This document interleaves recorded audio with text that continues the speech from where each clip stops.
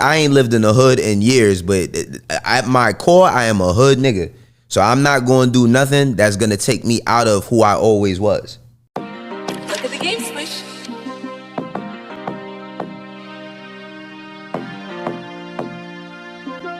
Hey, shut up. Lieutenant made this one. It's BNF Podcast. We back with another great episode. I got a special guest with us. Before I bring him in, I want to pay some bills real quick. Shout out to Love Health Cafe. Get that BNF smoothie. A lot of dudes is really going in there and wondering if there's a honey pack in there. I told y'all what the ingredients are already. I have honey in there. I got sea moss. That's a honey pack. So don't be going in there making it hot. Yo, is there really honey pack in this smoothie? Because if there is, I'll buy like 10 of them. Just relax, fellas. I told you what it do. Get a BNF smoothie. It's going to get you right. It's going to get you at least 10 extra pumps. Trust me. I try it. It works. Shout out to Nickel and Dimes, man, powering this episode right here. A great episode. Shout out to my brother Young. Keep doing your thing. If you need that luxury pack, hit me on the DM. I'm here with my brother WAYNO. What's poppin'? Everybody might know him from Everyday Struggle. I don't know if y'all used to watch that. I used to watch that show a lot. And I also met him in 2016 when he came out here with East. Good brother. I'm happy to have you here, man. Thank you, man. I appreciate it. And now you're doing your own, you got your own channel on YouTube. Yeah. What made you want to start that? I'll do it myself, right? Yeah. Shit, where do I start with that? What made me want to do it myself, well, pun intended, what it was is like, you know, I've been doing media. I started doing media in 2018. And I didn't know that people was making money like that.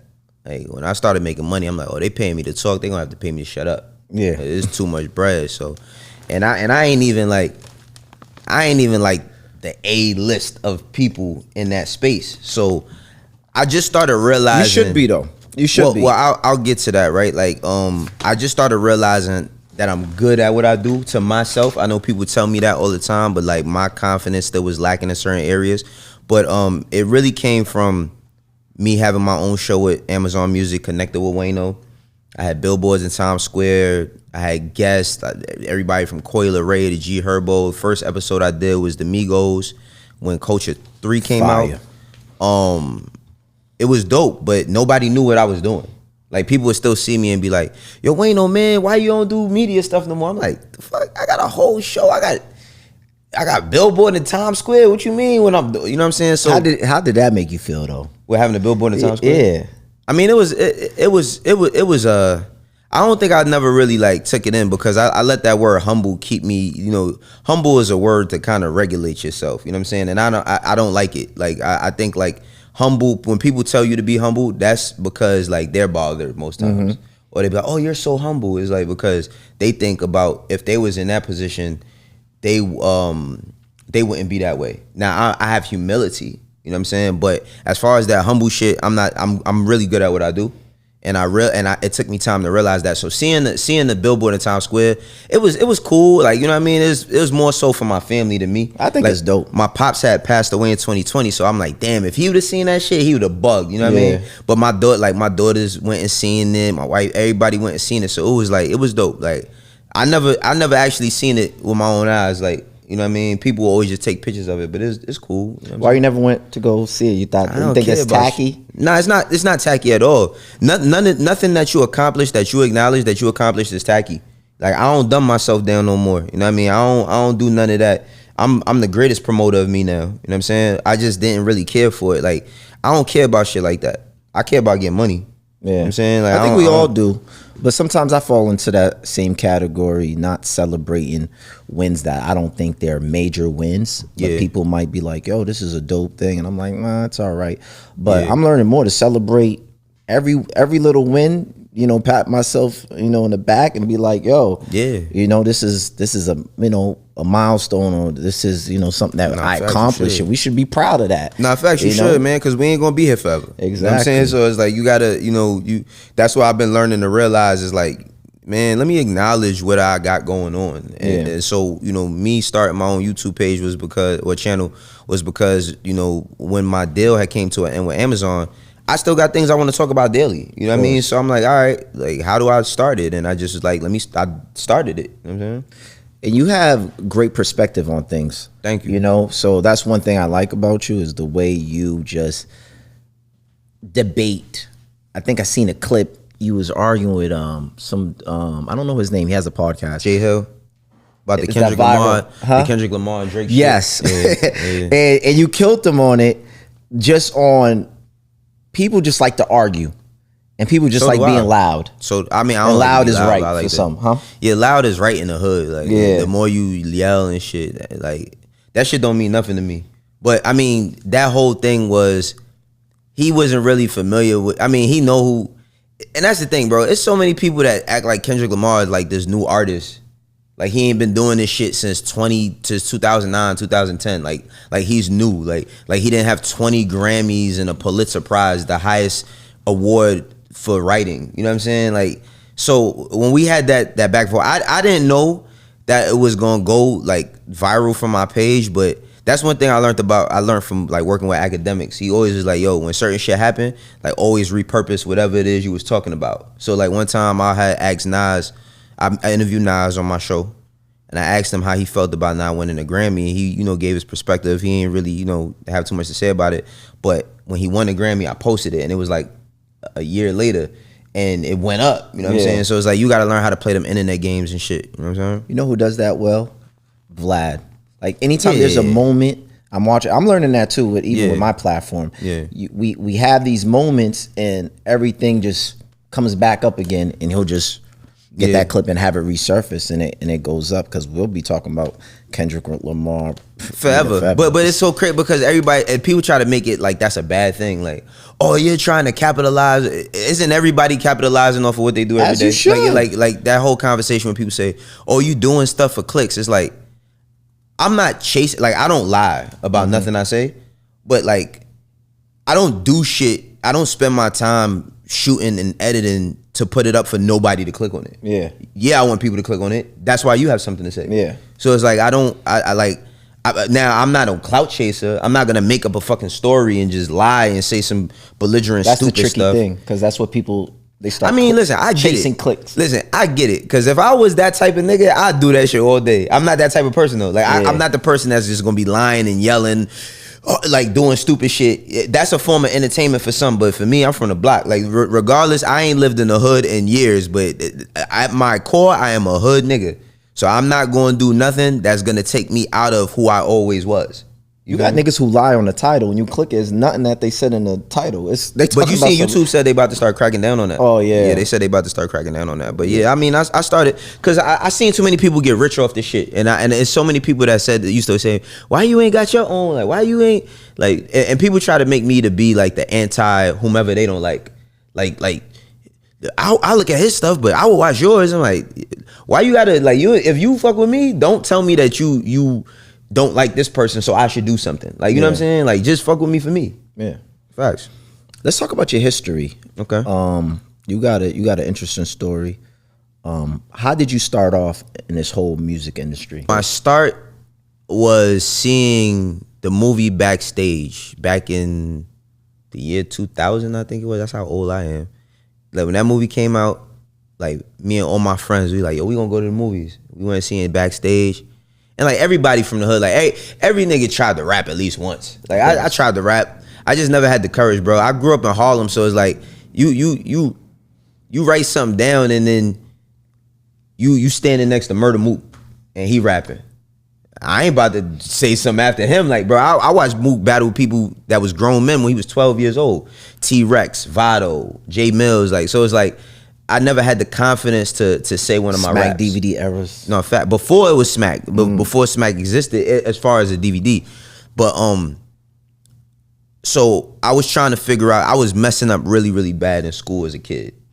And my mom's whole thing was like, yo, I'm gonna either send you down south or I'm gonna send you to Job Corps. Cause she was like, you're not gonna go to jail. You're not going to jail and I'm not gonna let you die out here. Cause I was fucking up bad. So I had got a job in the mailroom. She helped me get an interview, and I got a job in the mailroom. This when I was like 17, and the place that the place where they was placing people at, one of the places was 825 8th Avenue where I ended up. Another place was somewhere I couldn't remember. The other place was World Trade Center, and this is the year 2000. So thankfully, I didn't end up in the World Trade Center before 9/11. Thank God.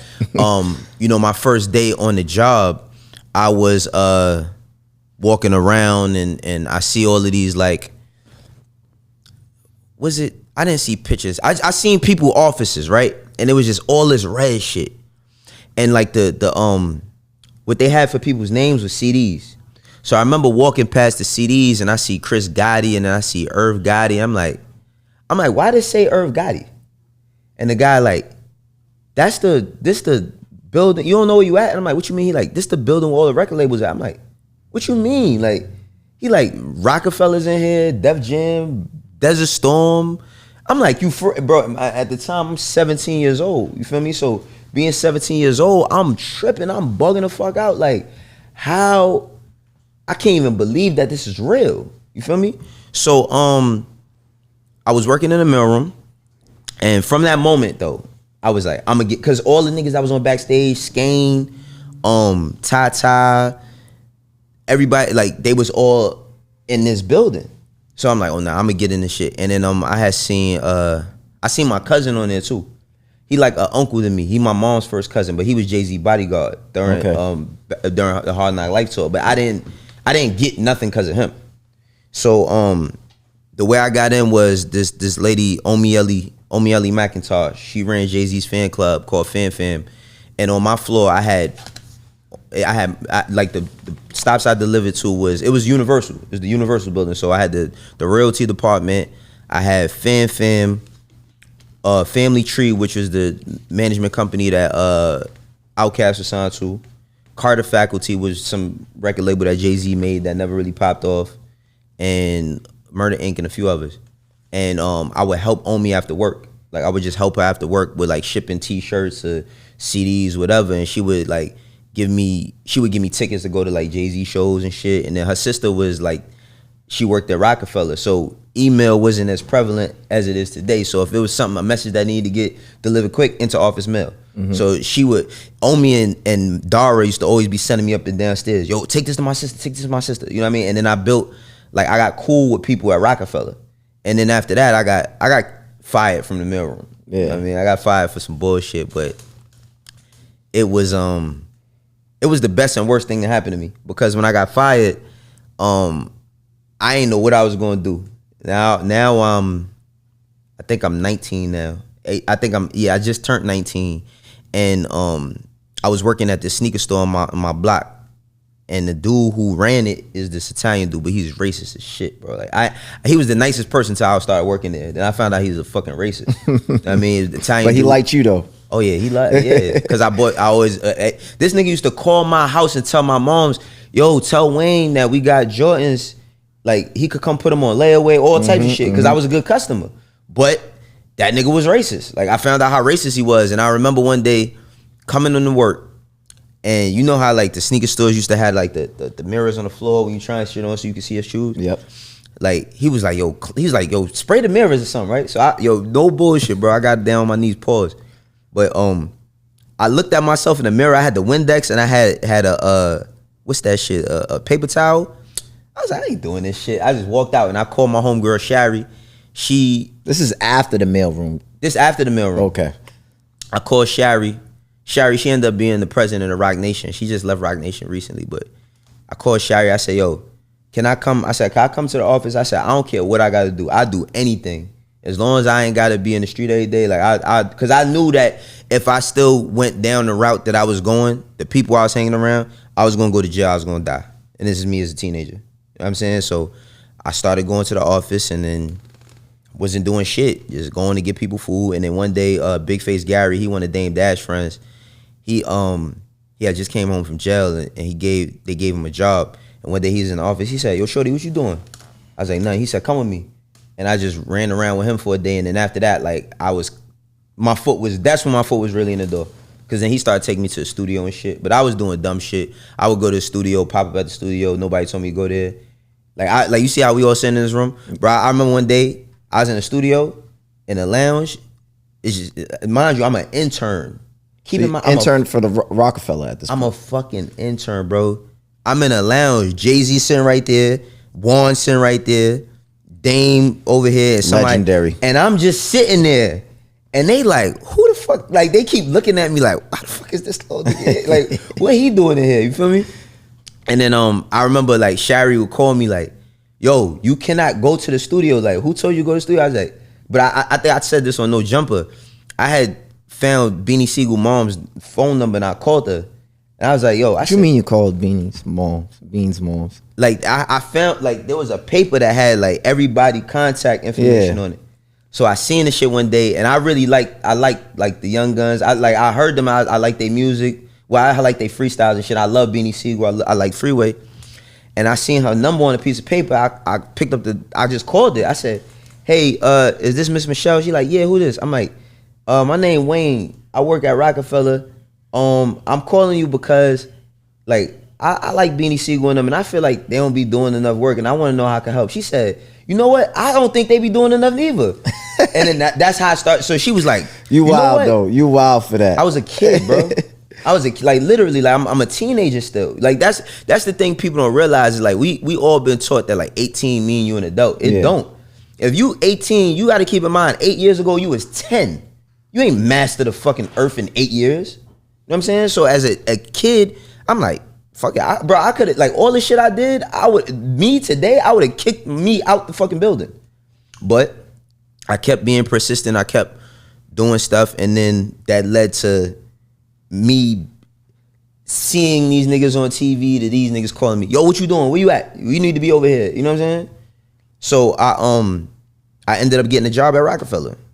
And then when Dame Dash I got fired before that. Damn, nigga, you can't keep a job for shit.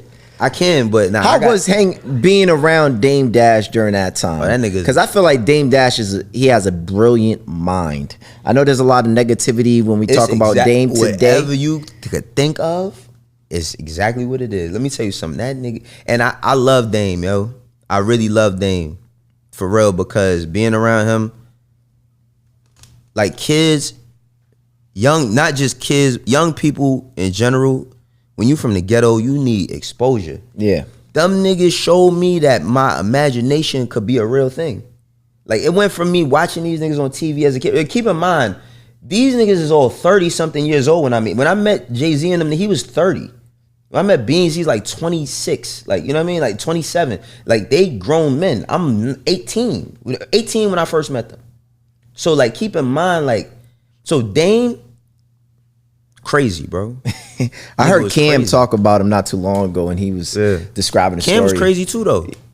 But Dame's a little bit different because Dame says whatever to whoever. He doesn't care. That's because he could fight.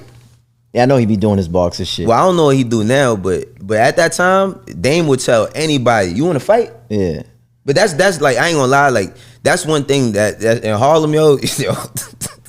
You have to know how to fight in Harlem, yo, because a basketball, like you could be talking about Biggie and Tupac, and nigga be like, you want to fight? Like, you know what I'm saying? So but he was extremely smart. He had vision. Like, I didn't really understand what I was around, bro. Like, I didn't understand. It's not until I got older where I was like, wow, you know what I'm saying? Because it just became a regular thing. It became, bro, I went from seeing Jay-Z on TV to, I'm talking about every day. See, I seen this nigga every single day. To Guru, not knowing, like hearing Young Guru and then seeing him every day. Is it true what they say about guys like Jay-Z, Michael Jordan? This is like a certain, I don't know, presence that they have when they walk into a room where it's just like, it's like you seeing like, I don't know, like a legend. Like does the room get quiet when he comes, or does certain, nigga, like, yeah, but if you're an artist, you're supposed to have that. That's why I don't be liking about aura? If you're an artist, you supposed, bro, you never heard Jay said it, that's him. I'm usually what they whisper about. You know what I mean? Like you as an artist, when you walk in a room, if you a nigga, every girl's supposed to be like, oh my God, that's him. Every nigga's supposed to be like, yo, that's the nigga. Like, you know what I'm saying? It's like high school almost. So I say like Jay, you gotta be a special artist to be able to capture that. Yes, you do. And that comes with work ethic. So one thing I learned from Jay is like, see, when I met Jay, he had already put out Blueprint. That nigga was already rich. And my favorite albums. That was the first. He worked harder than everybody on the label. He worked harder than everybody other than maybe Kanye at that time. But as far as artistry, like, but he, bro, this nigga was in the studio. Like, we would be, somebody got a show. I remember one time Bleak had a show at Club Speed. It's like Club Speed was just like a regular, like, not a hole in the wall, but it was like a club, like teenagers, early 20s. Jay was there. He, like, I remember Bleak saying, "Yo, big homie, you pulling up?" He like, I don't know. We was in the studio. We was at Baseline. He like, I see. You know what I mean? He was in the studio working. We went. Jay popped out, did like 2 songs. We left. That nigga went back to the studio. Man, the grind was different. Yeah, like, cause I mean, but it take that to be great, I guess. You know what I'm saying? How was it when Diplomats came into the picture at the Roc? It was, I mean, them niggas is crazy. Like Jim, like All bro, them Jim, I love that nigga Jim, man. Jim, like I known Jim since I was 18, bro. Like Jim, I ain't never, he worked his ass off. Cam, all of them. I think, see, I grew up in Harlem, so like I seen, me and Jewels went to the same junior high school, but we didn't know each other. You know what I'm saying? My 8th grade year. But like Cam, Jim. And Joel's was young at that time. Y'all probably was around We the same age. No, yeah. we the same age. You know what I mean? But when they caught a wave, bro, they didn't let up. But they also like, them niggas was bugged out, man. I remember I said I got fired. I remember one time I walk in the office, remember 2-ways and shit? Yeah. I went to the office to like get my contacts on my 2-way after I got fired and shit. But I came back eventually, you know what I mean? But I went in there and I remember like, see, Cam and Jim, they don't need a reason to do something stupid. So I walk in the office, right? And Cam was coming around the corner. So the way Roc-A-Fella was is like, you come up, is the 29th floor. You walk down this hall and it's this door, right? And you open like a door, like a glass door with the logo on it. You open up the door and then it was like my office and it was Lenny S office. Him, Lenny, G Roberson, they shared the office, and my man Ramsey and Travis, they shared the office. I shared the office with Big Face. I come in the office, Cam coming around the office. I don't know what happened, but he's like, "Yo, didn't y'all fire this nigga Wayne? Yo, y'all firing Harlem niggas?" Yo, it was a whole bunch of like Memphis Bleak vinyls, just boxes of vinyls. They him and Jim started knocking all them shits over. Oh my God. But they didn't do that for me. They just used that as the excuse to knock the vinyls over. They didn't do that because of me. Like I knew them, but I ain't know them like that. But Cam is a person, especially at that time, he over the top, bro. Like he came to the office one time when he went platinum, bro. I'll never forget this shit. This nigga came in the office in a robe, boxes and slippers with the plaque. He took like, you know how big the plaque is? Yeah. He took the plaque and put it on his diplomat chain and was walking around the office like that shit in his drawers. That ass, bro. He's over the top. Like Cam is that's my nigga, but he's a ridiculous person. Like facts. That's why he do the shit he do. Was there any tension between?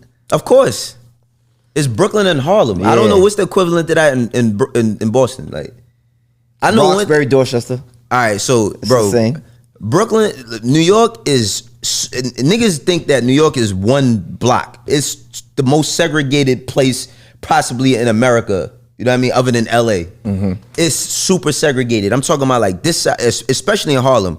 This side of the street don't fuck with that side of the street, and we on the same block. That's how segregated it is.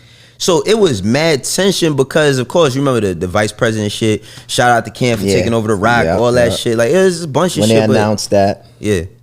But I don't want to spend a bunch of time talking about Roc. That just sounds like that's legendary times because just watching it, being young, watching it on TV and watching the movement that Dipset had. Yeah. And to me, that's when rap was just like, it was different. Like, I was anticipating certain music and I was so engaged. Like right now, I don't feel like we have that anymore. Like music don't do that to me anymore. We do. We just rap to me right now is how the NBA is. Yes and no. I agree with that. Because you know what I hate about the NBA is no low post basketball. Like how the fuck is we in Boston? How the fuck is Jason Tatum a power forward? Yeah, that makes no sense. Like I hate that there's no low post. I hate that everybody shoots threes. Like that's all they do is shoot threes. It's like nobody plays D. The game this shit is like NBA 2K. Yeah, I don't know what. But rap, bro. I see the only reason why I don't agree to the thing about rap is because what you see mainstream wise. Mainstream, yes, we don't have the people in mainstream, which means that you hear it on the radio all the time or you see it on TV all the time, but you got to think consumption is different. I don't have to be in the house and wait for 106 in Park to see my favorite artist no more. True. So it's like, I love Tyler the Creator, right? He don't make, this nigga he been 15 years now. 15 years, multiple albums, Grammys, awards, score, television, all types of stuff. The average person still regulates him to eating a roach back in 2011. Because if you don't want that, you're not gonna seek it out. But I think like if you're a person that seeks out what you want, like shit exists for you. You just gotta seek it out. You know what I mean? Do you think the business aspect of the rap changed where dudes are just more hesitant to put out music just because of how the business is? No, this business been fucked up way before I even knew what business was, and it's going to stay fucked up, bro. That shit is not changing because it's all about capitalism. It's all about if I could buy it for the lowest and sell it for the highest. I always tell people, even for young artists, like if you get a point where you get a deal for $1 million, that don't mean nothing. You is not special. You wanna know why? Because these is all Fortune 500 companies. They could lose $30 million and the lights is still on and the water's still running. So the thing is like the problem that we have culturally is the money. It's too much money and everything. They reward you for nothing.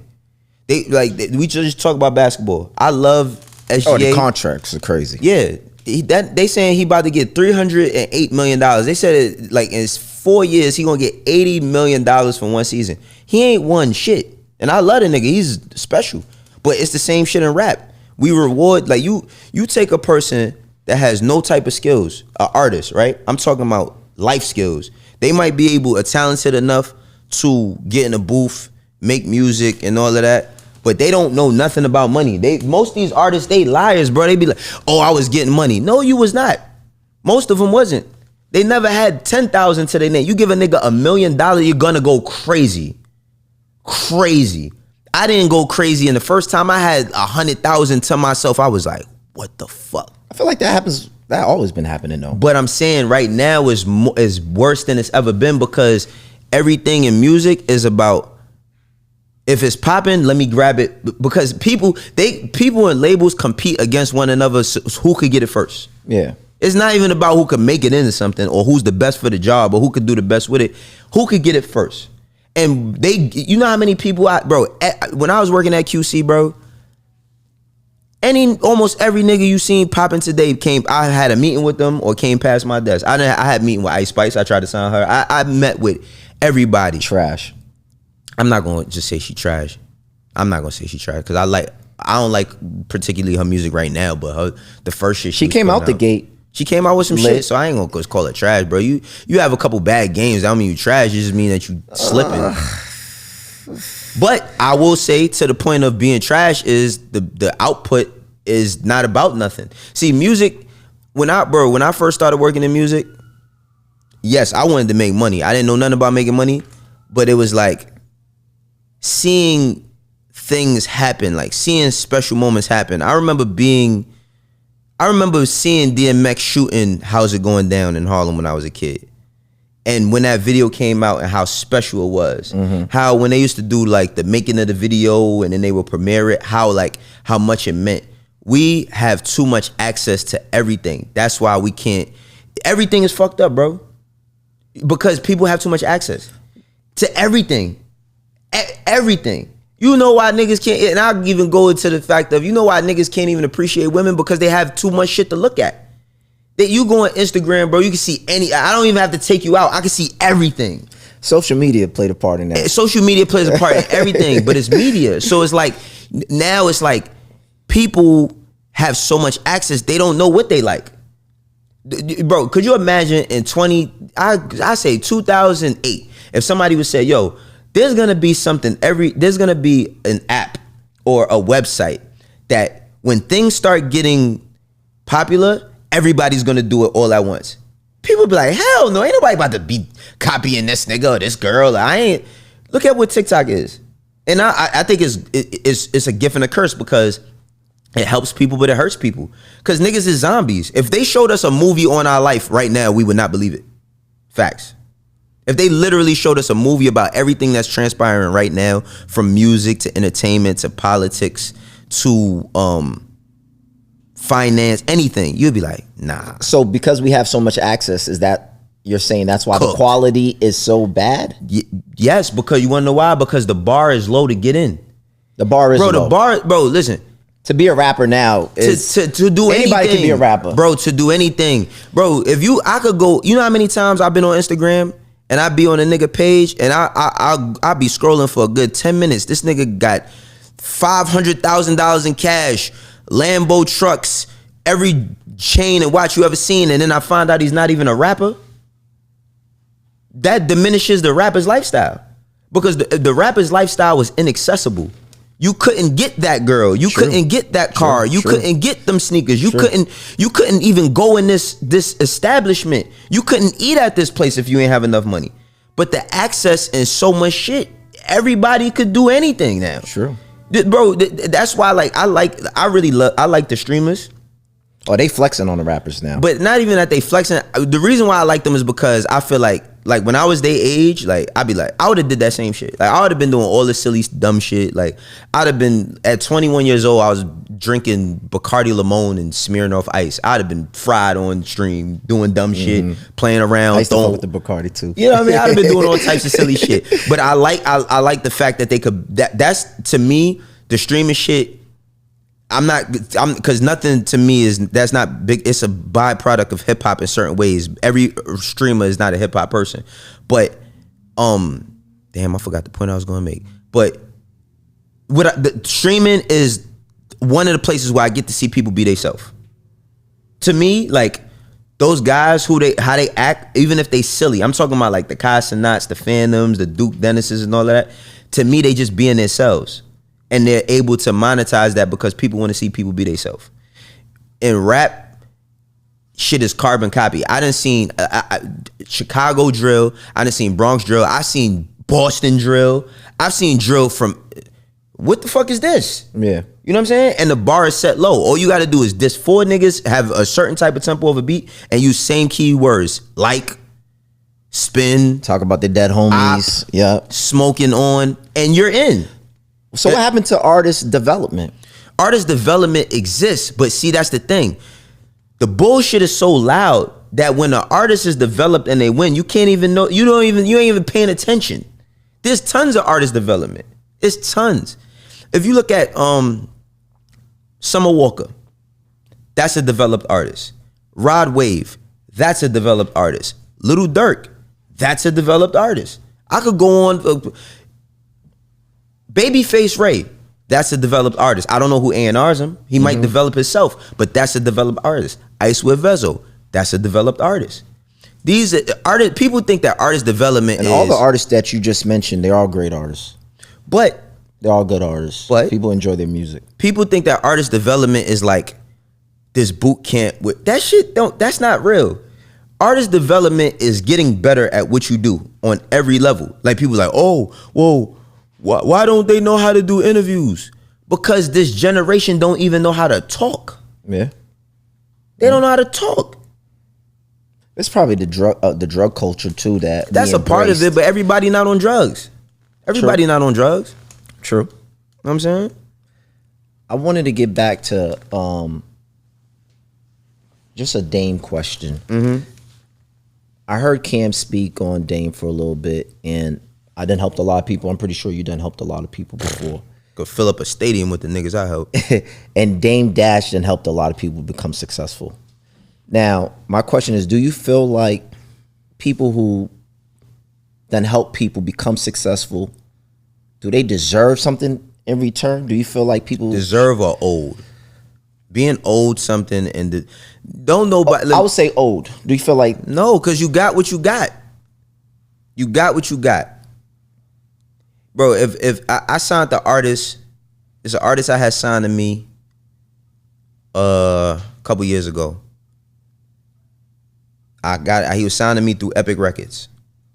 At the point where I spent money on him, at the point where it wasn't working no more, and he said, yo, I want to get out of my deal, I let him out of it.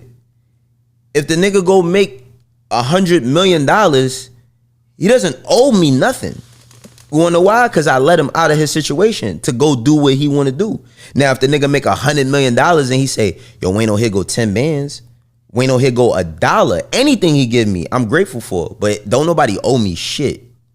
You ain't owe nothing. The reason that Dame shit, I know exactly what you talking about with Cam. Dame made a lot of money, bro. Yeah, that yes, nigga, he what, has. bro? Let me tell you something, bro. Dame had this. Remember how Cam was talking about how he had these apartments in Tribeca? Yeah. He had this apartment called the Black Door. He used to always brag about how that shit cost $20,000 or $25,000 a month to live in. He used to always brag about how he had this painting of a beach ball that cost $50,000. He used to always brag about all these things. And I'm not saying this to slight Dame. I was sitting at Dame kitchen one time, and he had this cook named Connie. Connie, man, I wish I could find her because maybe I could pay her some money to cook for me. But Connie, She was like that. extremely. Dame, I'm sitting next to Dame. He said, "Yeah, nigga." He like, I don't know why he's saying this to me, but he like, "Yeah, I spent $500,000 a year on food." God damn. I said, "How?" Like at this point, bro. At that point, I never even seen $10,000 to myself at this time. I'm like 500,000. That don't even sound real to me. Like, yeah, 500,000. I said, how do you spend $500,000 on food? He said, look around, nigga. I ain't eating by myself. So when you put yourself in a position to spend a lot of money, guess what? You're gonna lose it. I be saying this to my son all the time. Me and my son had a conversation one time about, the Louis Vuitton Air Force Ones. Yeah. There was some Louis Air Force Ones. I did some friends and family shit. They like 7 bands. So we seen them in the store. My son said, man, I'd buy those if I could. I said, they $7,000. I said, how much money you think you gotta have to buy those? He said, 100,000. I said, you would spend $7,000 on a pair of sneakers if you had $100,000. I said, that money be going by next week. Cause think how you thinking. Once you spend I done did dumb shit like that before. Oh no, yes, listen. let me plenty of times. I spent, nigga, I bought a watch that not I'm for like, time. I would buy it too. But I'm see, saying that's myself, I would buy it. because see, I'm telling my son so he could realize value. Yeah, of course. Nigga, nobody in my family owned nothing, not even their cars. You know what I'm saying? So when you, it wasn't until I bought a house, and I'm like, damn, this, like, I got all this land and all this shit belong to me, where I really was like, oh no, value is in ownership. Yeah, of course. So if you just buying shit, bro, and even with that being said, you know how much money I spent on shit that I could have been buying shit to own that I didn't? That shit is stupid. So Dame, that nigga bought a bunch of chains, flying private. I remember him saying, nigga, I 80,000 in one day, nigga, 40,000 a flight on a private jet. You know how that sounds to a nigga making $200 a week, nigga? Ready to throw up on myself. Well, we can all say Dame probably overspent, but I do believe, this is what I do believe. I believe if you help people in life, I'm not saying anything is owed to you, but when you are in a place of need, I feel like some people should, take a U-turn and, look out. It also depends on the type of person you are. And it depends on how you talk to people. That is true. And how you treat people. That plays a big part of it too. Because let me tell you something, brother. Listen, ain't nobody about to give nobody nothing, nigga. Like, what? Ain't nobody giving you... That's why when you do things for people, you shouldn't expect anything back anyway. You just gotta do it out of love. And expect no wait return. a second. You said, do you... Nigga, you don't... Nah, bro, you ain't getting nothing. Bro, this is humans... See, that's the thing. We give humans too much credit. We talking about human beings, bro. These niggas, people are crazy. Like, niggas not giving you nothing, nigga. Yo, your moms could be, nigga. You ever seen, what's his name? Chris Rock said that shit. He said, man, if you was hanging from a cliff and you just needed one fuck. Yeah. He's like, I think he said George Bush. He said, it was Donald Trump. One of them, he said, you just needed one fuck. And he was sitting there with a bag full of fucks. He wouldn't give you one. Yeah. That's fact, bro, but that's most people. People don't care. Niggas be like, you know how when people say, oh, I'm praying for you, they just mean they gonna put some emojis under whatever you post. How many people actually hit their knees and pray for when people go through some shit? Truthfully speaking, I'm not saying everybody don't, but I'm just saying people say things to pacify situations. Niggas, yo, if you ever heard somebody say, yo, if you ever need anything, let me know. Yeah, of course. Yo, you ever need some? Yo, I ain't gonna lie, bro. My water bill's backed up. My fucking kid tuition is fucked up. Nigga, I'm like, nigga, I meant like if you need a ride, nigga, I ain't about to give you nothing. Like, facts. One of my homies did that one time to me. Nigga, I had got a job and that shit was publicized everywhere. It's when I was working at Warner and shit. This is a nigga I know my whole life. He never asked me for a dime. That nigga asked me, could I pay his car note? And I started, my oldest daughter was about to start college. I started writing all this, telling him why I couldn't. I erased all that shit. No. Because if you can't afford that car, you shouldn't have it. We all fall on tough times. But people, we've all lived beyond our means. I'm not with none of that shit. I just don't like people celebrating other people's downfalls and Who's celebrating that? I think people do, especially when you have a certain character. And who, Dame shit, you mean? Dame. That's just because of how he treated people, bro. True. If the nigga was a good but person, I do feel like we live in like a culture where, I don't know if it's just how we are as people, but when we do see niggas fall off. Oh, niggas want to laugh. Niggas gonna laugh. Yeah. When you go broke, niggas is happy, especially if you had your way before. But that's why, but you want to know why? That's why people shouldn't, you can't give access to people to shit, man. Because if you know how many times I've been up and went broke? Nigga, niggas done seen me. I could show you a picture of me smiling like a motherfucker. You be like, damn, yo, that shit you was killing. I was popped. But you wanna know why? I depend on me. I'm not looking for, and don't get me wrong, I think that like, as people, it's a good concept and idea for us to help one another. But at the same time, it's like, I've also have enough intelligence to know when I've done wrong. Of course. You know what I'm saying? So it's like, awareness is important. Yeah, like and accountability, bro. Like it's like niggas go broke, but this a lot of people who people laugh at, they was laughing at people. True. You know what I'm saying? So it's like, and I don't believe that whole, same ones people always say that too, to pacify. They say same ones you see on the way up, you gonna see on the way down. Yeah, nigga, you been down and you ain't gonna get up. So most people who say shit like that is because they want you to feel some sort of feel bad for them because they ain't doing what they supposed to do. Bro, everybody don't have, I got into an argument in the barbershop about this shit one day, because everybody don't have the same access and everybody don't have the same opportunities, right?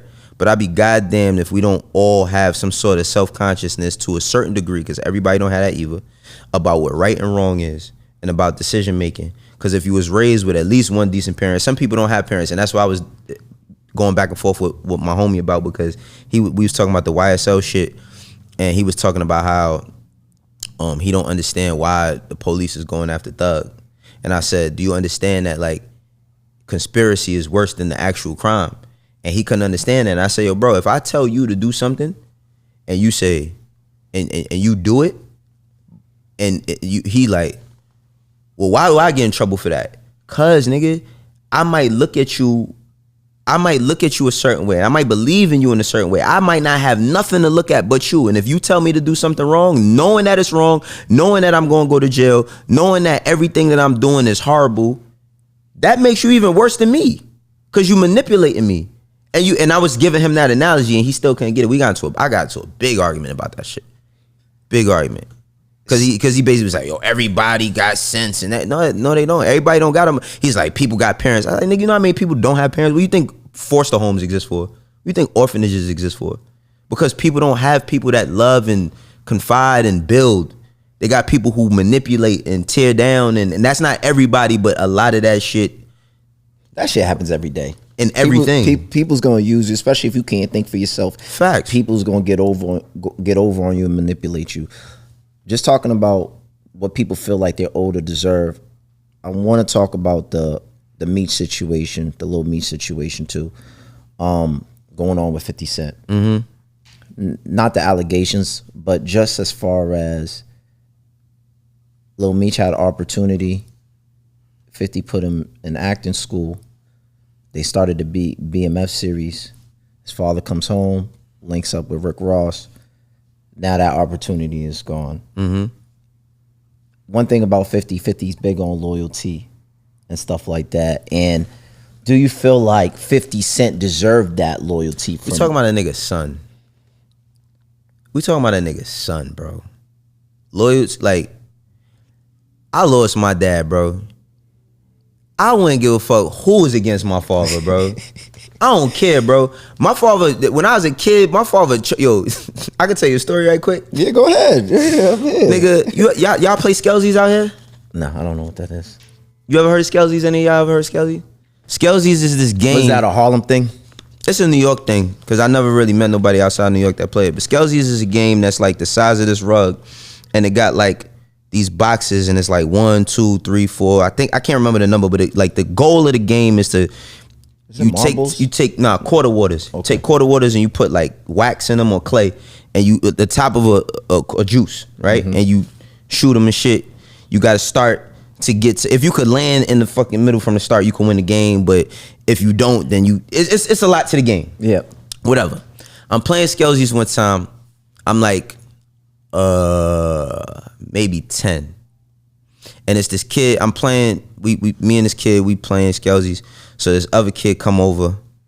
He's just talking shit, right? You know, this the your mother era. Niggas say anything about your mother. Of course. So my mom's is like, don't worry about when somebody say that, they don't know me. Like, try to tell you the cool shit.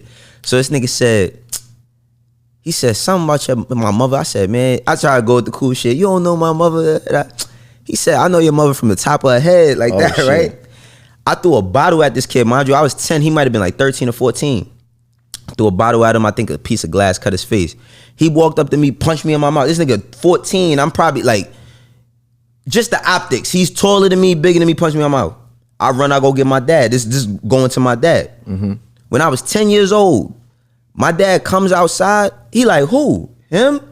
My dad choked this kid. My dad had to be like maybe 30-something years old. He choked this kid in front of the kid father.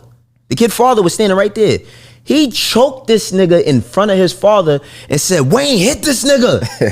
Hit this nigga, Wayne. I was like, nah, I'm scared. I was like, I ain't gonna. But and his pops ain't do shit. His pops ain't, but people feared my father. Okay. Like my father is a street nigga from the time I knew him to the day he died. Like, yeah, so it's like, I'm saying all that to say, bro, my father could have came to my house in the middle of the night and said, yo, I just killed 5 people, here's the gun. And with everything I got going on, I'd have still hit that shit. It's nothing nobody could make. I don't give a fuck what a nigga did in my life. My father?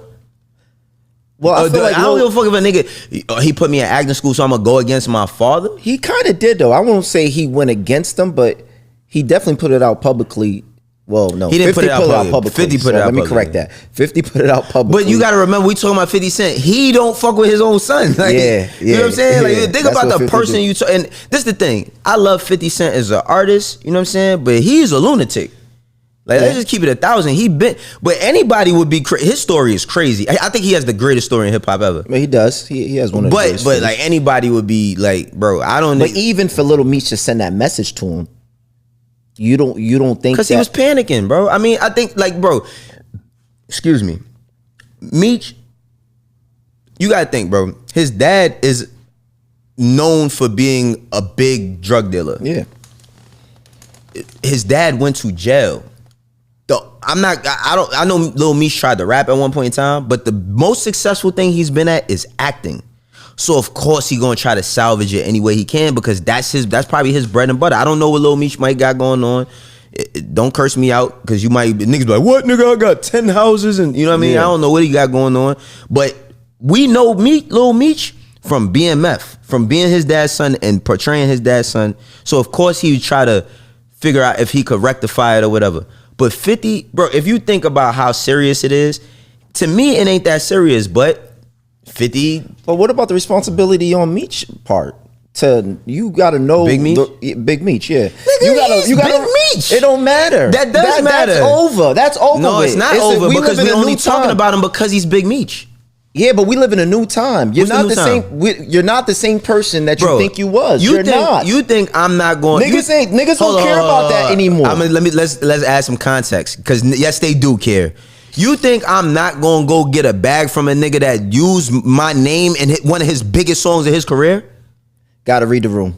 Read the room? What room? You gotta know who you're dealing with. You're dealing with 50. Bro. He's a street nigga, bro. If Big Meech was on the shit he was on back in the day, it wouldn't be going like this. Of course, but that's my point. You're not the same person. He's not. But what he's supposed to do? So this nigga come home. He come home and bro, this whole shit is just dick eating because. Niggas just want to, and I'm not saying on Ross' part because maybe Ross, I don't know, I'm pretty sure Ross did have conversations with, I don't know none of, bro, I be in the house. You think Ross was being genuine? Bro, I be in the house at 10:30 on a Friday. I don't know what the fuck these niggas be doing. Ross, yes, I think he was being genuine. You want to know why? Because he used Big Meech. BMF, that song brought Ross back. Remember the correctional officer shit when 50 was on his ass and all of that? Bro, nah, he was already he was already over that. No, he was not. No, he was rapped not. his way. He rapped his way how old out are of you? that. I'm 37. No, he was not. You got me saying my age and all that. Yeah, no, he was not, bro. No, because I gotta. I'm judging that. I'm judging what you saying based on your age, based on what you thought was Mafia going on music, at that time. Mafia music was a good record. Okay, during that time, Deep in the Rap was a good album. Great album. Ross still had not from hustling. He still hadn't had something to put him in that space again. BMF and MC Hammer, those two records. BMF and MC Hammer, when he dropped the Albert Anastasia tape back in 2008, going into 2009, and then he came with that. There was that record that he had with Neo. I think people already stopped caring about the whole CO No, thing. they did not, bro. He rapped his way through that. No, he rapped his way through that. What I'm saying is he did not have a record that was the same level. He didn't have a record that was as impactful as BMF was. Oh my God, nigga, you just answered my Okay, own. I'm agreeing with you. But this is what I'm saying. So of course he's being But I'm genuine. saying he got over the allegations.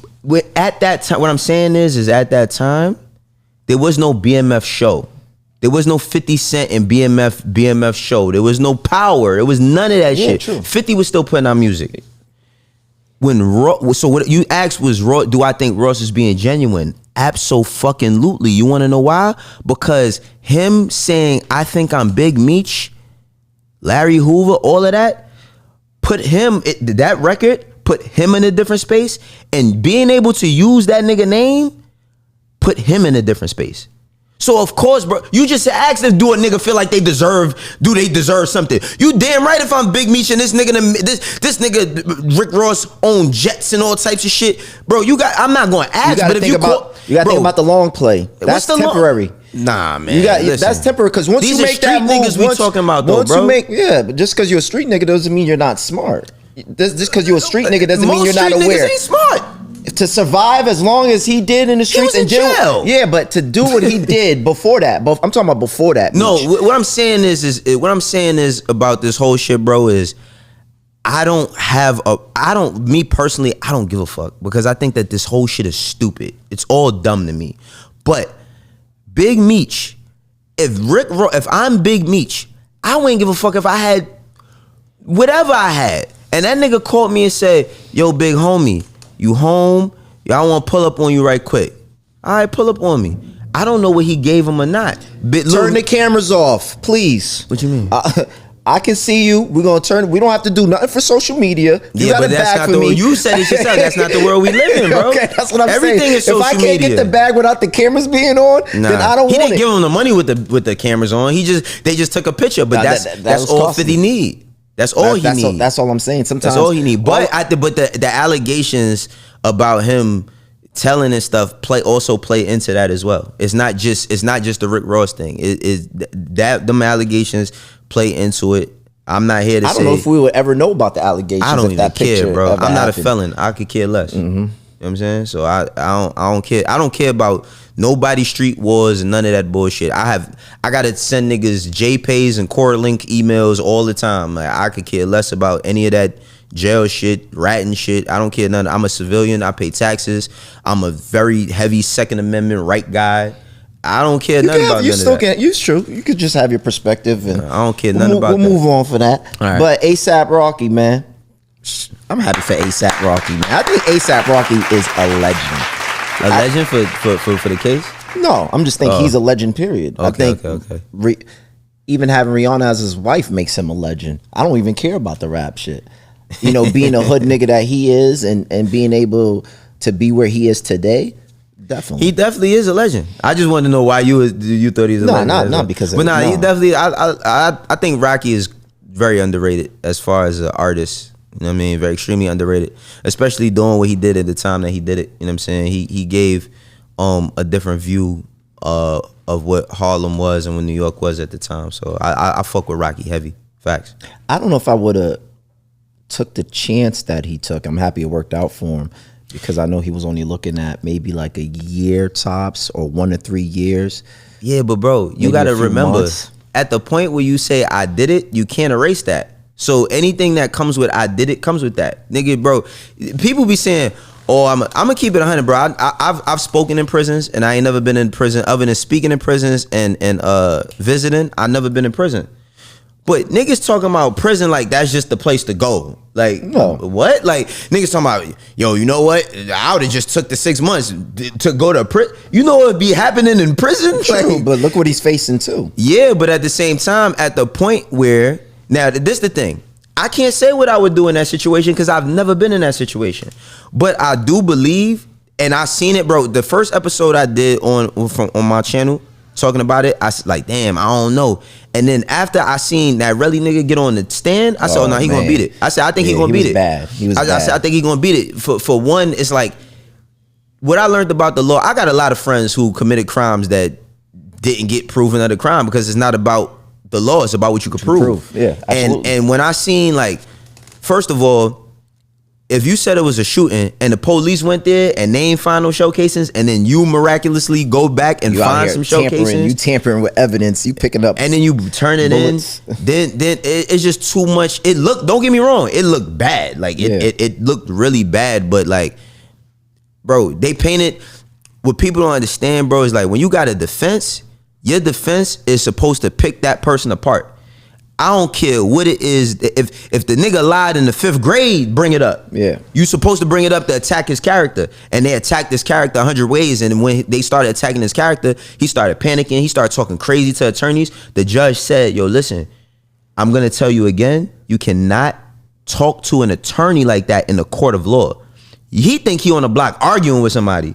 You on trial too. He knew he was full of shit. He did, but I don't know if he knew he was full of shit or not, but he just had too many inconsistencies, and due to them inconsistencies, nigga gonna win. Now that don't happen every time. Yeah. You know what I mean? For the nigga that really did shoot somebody, don't think that you gonna be you need a powerful attorney too. You need a powerful attorney. That helps. Yeah. You know what I mean? But that kid, the thing that's with that kid is like, my only problem that I have, it's not my only problem. I don't want to talk about my political street views, but one thing I will say, I'm not going to talk about my political street views because I'm not trying to insert myself into that world online. Because what people know from me is what I give them. Or who I am, or who I was before people knew who I was. I'm not going to discuss that. But when it comes to like people who tell, what I can't stand about them is that they never could stomach it. Like they never could take it. Like brother, you made the decision. He was up there, yo, my daughter, they threatening her life, they threatening me. Well, did you think about that before you said you was gonna get on the stand? Because that's what come with it. The same way how you're telling nigga, yo, the streets, it come with jail. You know what telling come with? It come with being exiled. It come with banishment. It come with people not messing with you no more. It come with your not anymore. Not like it used to be. It depends on who you talking about. It depends. You have people who tell they're getting interviews on shows. They're making money. We live in different times. Again, that's why a lot of people are comfortable with telling. The consequences aren't the same. I can only speak from my own personal experience. I don't know what, I told you I'd be in the bed at 10:30 on Friday. I don't know what niggas be doing. I don't know what's going on the block. I'm just telling you about my own experience, right?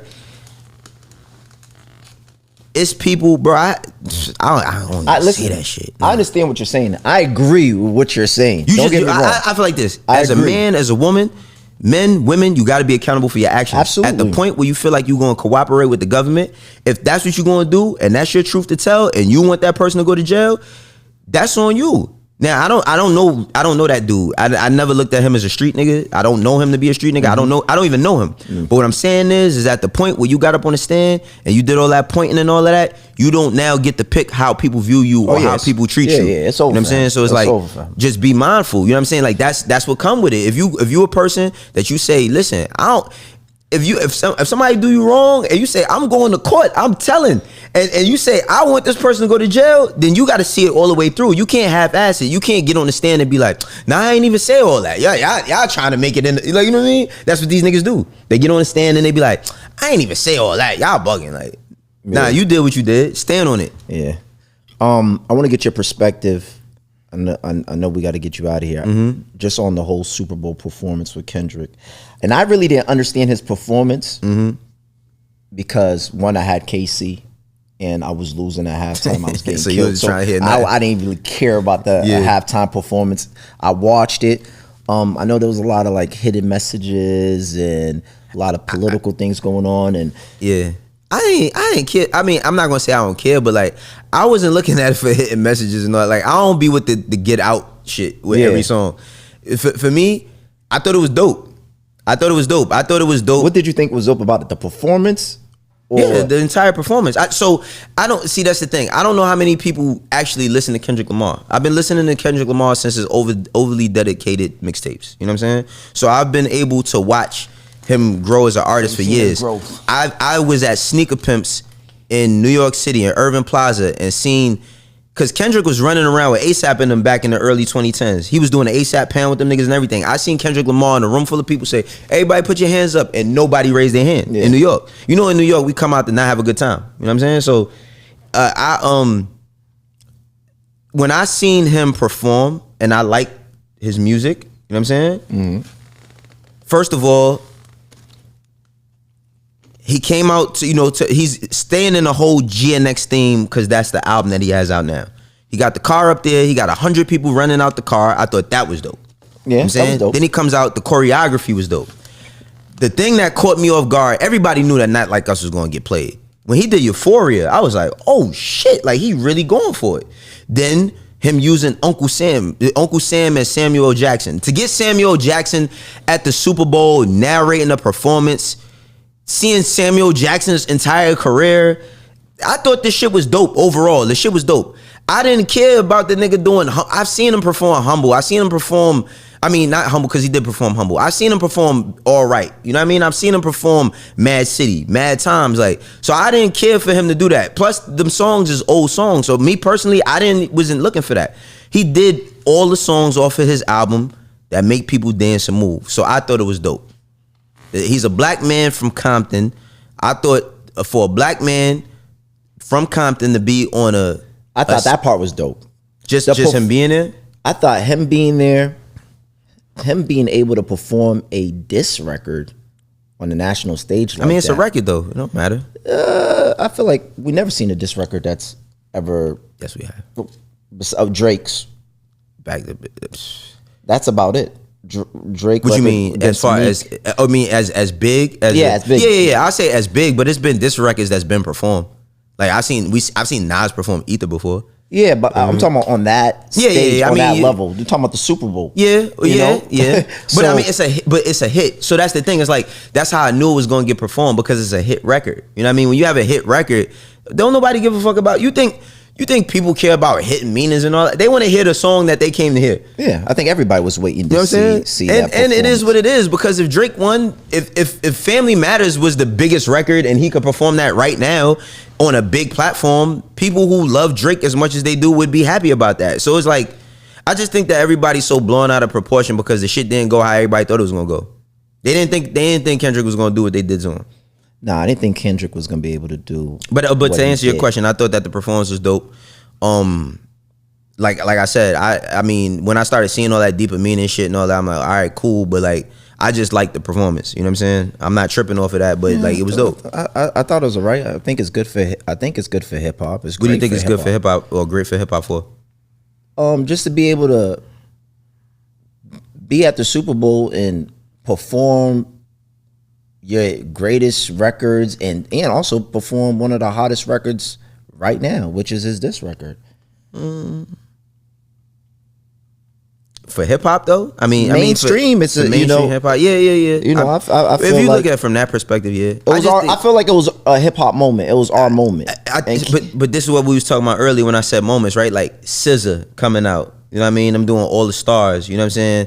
Doing Luther. You know what I'm saying? Like hip hop is a culture that's made off of things that you could say, remember that? Mm-hmm. Like if we go down the line of all the things you possibly seen, and everything everybody in this room possibly seen growing up, it'd be like, yo, remember when that happened? Or remember that? Or remember that? And I think like that ties back to what we was talking about initially about what doesn't exist versus what does, and shit like that does. Now it's not, you don't have Kendrick Lamar's ain't falling off of trees, you know what I'm saying? But I think that it was a great moment just in rap, period. You know what I'm saying? For a rapper to be at that high of a level, even the diss records, yeah, like that's, to me, that's the cherry on top. But like definitely I said, I seen Kendrick performing shows before in New York City before Good Kid, Mad City came out. You know what I'm saying? I seen him after Good. I hosted Ab-Soul first sold out show in SOBs, and he brought Kendrick out to do Mad City. You know what I'm saying? A small venue. So it's, to me, hip hop is black culture, and we ain't got a lot of shit that we could really put a claim on, or we could really say definitively belong to us. And hip hop is one of those things. So to see him to be able to do that, and there's other things too. It's not just Kendrick, but it's other people who what's the name? Doshi. You know what I'm saying? Now I don't know if I would give an album of the year. I personally like Future's album better. Well, We Don't Trust You, but I do like Doshi's album. You know what I'm saying? So seeing that, her getting up there and giving that speech, yo, I know it's a lot of dark-skinned girls out there. Like, my daughter got to see that. My daughter dark-skinned. You know what I'm saying? So it's like, those moments is what this shit is about. So I just think that, like, you ain't bigger than the program. You know what I mean? Do you think Lil Wayne would have been a better performance? No. And Wayne, and don't get me wrong, I was just at Louisiana, and people hated it. I don't know why. Wayne, bro, that was, being at Louisiana, that was the first time I seen the Hot Boys. This is my high school. Every song that they performed came out when I was in high school. I was in that bitch losing it. That was great for that. I don't know if Wayne today is that level of performer to do that big of a stage. He might be able to come out on somebody's set, and do a song or two, but and that's not me taking no slight to Wayne, because I think that Wayne is one of the greatest niggas that ever pick up a pen and a pad or a mic. But Super Bowl's a little bit different. It's really about Super Bowl is not a hip hop thing. Yeah. I just want people to understand that the shit is not a rap concert. So to be able to do something like that with rap is amazing, and I don't know if Wayne would have been the person for that. And it ain't even, it's even us having a conversation about Wayne is not fair to Kendrick Lamar, because it ain't Wayne's time. Yeah. Wayne had his time where he was the nigga that sold 1 million records in the first week, and everybody couldn't get enough of Wayne. Wayne came home from jail, came back with 6 foot, 7 foot, sold damn near another 1 million. Wayne had countless amounts of moments in his career. It's not Wayne's time for that type of shit. So even bringing up Wayne, and I'm not saying that to you, I'm just saying the whole conversation in general is just like not fair to Kendrick Lamar. It's not fair to Kendrick Lamar, and I don't like the fact that people put a lot of blame on Jay-Z, like Jay-Z's some type of hater. I don't know the control that Jay-Z has, or the selection, or how it like goes. Wayne, like Lil Wayne hasn't benefited from being friends with Jay-Z. Yeah, I just feel like people like to blame. I mean, Jay-Z it's cool. I don't like, you know what? I don't even care when people call me biased and none of that. You wanna know why? That's why I started my career at. I started my career at Roc-A-Fella Records. That was a fucking dream come true. I started my career at Roc-A-Fella Records. I went from a kid that was watching Jay-Z and Dame Dash and reading about them in magazines to actually being around these niggas and eating food with them, being in studio sessions, all types of shit, being on the road with them. So every time I see Jay do something at the highest level, I'm like, wow. Because even when I met him, I got to meet him at a level that he wasn't at today. You know what I'm saying? So before I get you out of here, I gotta ask you one question. I seen you with, I don't know if I'm saying his name right. Is it Billy Gang Cushington? Belly Gang Cushington. Belly Gang Cushington, right? Yeah. I heard one of his songs. I'm like, yo, this shit's fire. I actually felt guilty actually liking the song. Why you felt guilty? Because I'm trying to figure out. He's not white. If that's the question you're about to ask, he's not white. Thank God. I mean, he's not fully white. Nah, I can listen. I don't care. I don't care if he has 2%. No, 10%. but I want to say something about that really quickly, right? Because optics. Go ahead. Not to cut you off, but when I posted his some lyric or some song he had, niggas was in my DM flaming me. You letting this white dude say the N-word? So what you think they was doing to me? I know. That's why I'm asking you the question anyway. Yeah. Because I know niggas must have been frying you, but I'm happy. They can't fry me. Like, what do frying, like you're not wrong for saying that, but when people think they're frying somebody, what the fuck do that even mean? I think they just talking a lot? Like, they just saying a lot of comments? Like, I feel like a lot of people, they're saying a lot of attacking you. It's another word to say people coming at you. That don't bother me. I'm from 119th and Lexington. That shit don't bother me. Like, this is what I'm saying. All right, I'm not saying it's a win. I'm not saying a win, but I'm just saying people will be attacking you for that. But that's, I don't give a fuck. So this is the thing.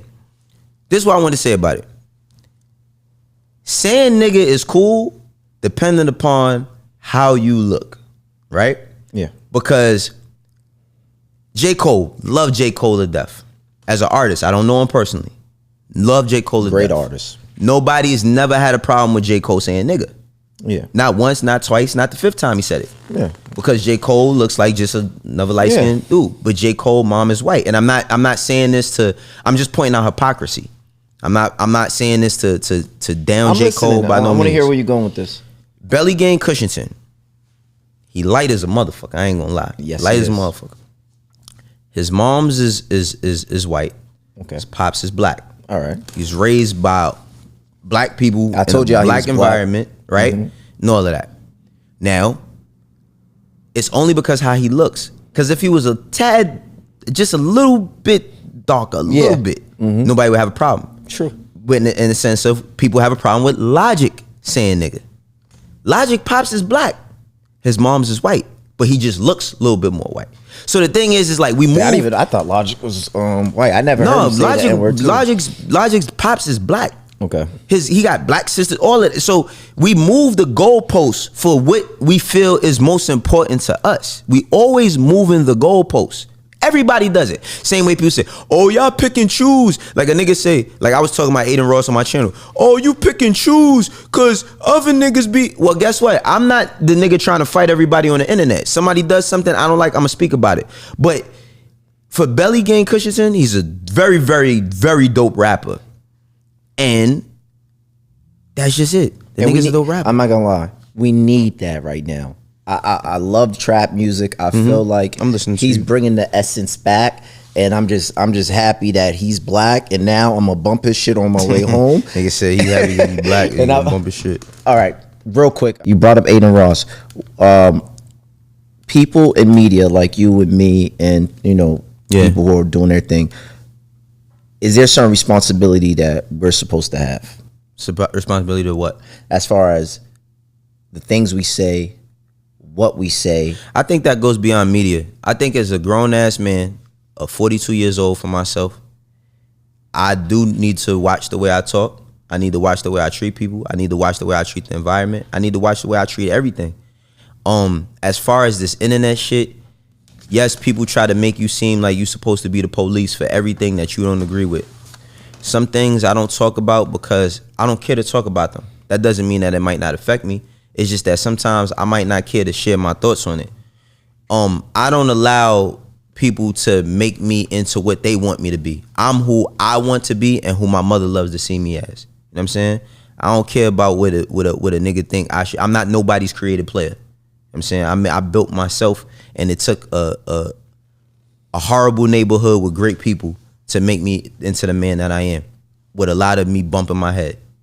So in media, do we have a responsibility? You have a responsibility to your audience, to what you feel like you should give them. If they don't like what you do, then they ain't going fuck with it. And if they do, they will. And that's just that. Now, if you trying to be the crusader to fight against, to say something about everybody who does something you don't like, then that could be your path. That's not my path. What I'm doing every time I get on the camera is trying to give people insightfulness, enlighten people on things that may be going on that they might have not known about, and just give my own perspective. And if they fuck with me, like I say on my shit, for the ones that rock me, you do, and for the ones that don't, eventually will. Because there'd be a lot of people like, yo, WAYNO, I ain't gonna lie, I ain't used to fuck what you said, but you be saying some real shit. I don't care about that. I care about the people who really mess with me genuinely, and that's where it starts and it stops. Man, we're gonna wrap this up. Shout out to WAYNO. Everybody hand clap. Thank you. I appreciate great, that, bro. Great episode, man. I appreciate you. Keep building your page. Keep building your brand. You got dope perspective. I like listening to you. I'm gonna tap in. Everybody go subscribe. Junior Mass, free my man Junior Mass. Love you, bro. See you soon. It's BNF Podcast. We're signing out. Appreciate you, bro. No problem. You saying free, nigga? Nah, He came out, he's like, yo, bro, you haven't gave me a shout out one time. I don't be saying free none of my niggas. A lot of my friends is horrible people, so I don't be saying. Oh, damn. He's a good guy.